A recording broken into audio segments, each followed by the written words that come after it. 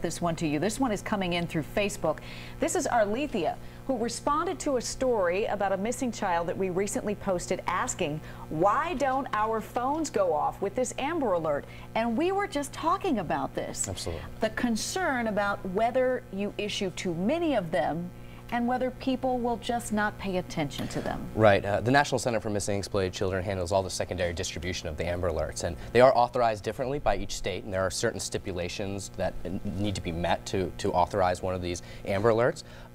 We really want to do a great job in making sure that those regulations are met, because we don't want Amber Alert to become the next car alarm, right? When car alarms first came out, people paid attention. Now people don't pay attention unless it's keeping them up at night. So we don't want that to turn into this with Amber Alerts. We want them to be geo-fenced, geo-targeted only in the areas where we think either the child has been abducted or where they may be traveling to. We want these to be as impactful as possible and really not bombard people with Amber Alerts that are happening across the country all over the place. We want to make sure that they're as impactful as possible. Kathy, I've got a question for you, because we were also talking and you said a lot of what happens with missing children is miscommunication with parents. Yes. And that they need to really know what social media their children are on, whether it's Kik, whether it's Snapchat, whether they're on the web, whether they take their phone and take their pictures and items off the phone. If they're uploading it to the cloud, you can still get access to it. Yes. Many times parents will buy their child a phone and give it to them, and then that's it. But I like to stress to parents that that doesn't end there. Because you're the holder of the account, you can go ahead and put an app, Find My iPhone, Find My Droid. There are many apps there that you can download that allow you to see and give you alerts to notify you what your child is viewing or is downloading on the phone.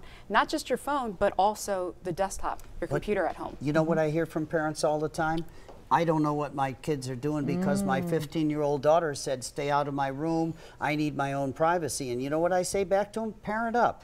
You're in charge of that child's safety until they're 18. Then they can vote, they can join the Army, they can go to college, but it's your job. And if they don't friend you on Facebook, then I say this, take that iPad away from them or take that phone away from them for an hour and you'll be on Facebook as a friend of them in 15 minutes. But you need to get in your children's life, because I knew from when this guy was young, he knows how to make that phone dance. He knows more about that phone and about his computer than I do. But you have to sit and talk to your children and say, look, if something comes up that bothers you, I'm not going to take away your computer. I'm not going to take away your smartphone. But if you don't let me inside your life and find out what's going on, I am going to take it away. I'm not going to punish you unless you give me a reason for it. Parent up, right? Exactly, John. Like the NCMEC website has a flyer, which surmises it perfectly.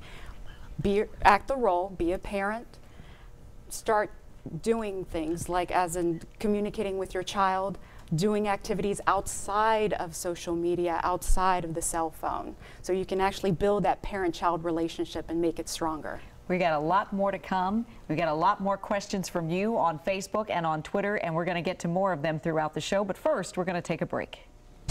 After the break, going high.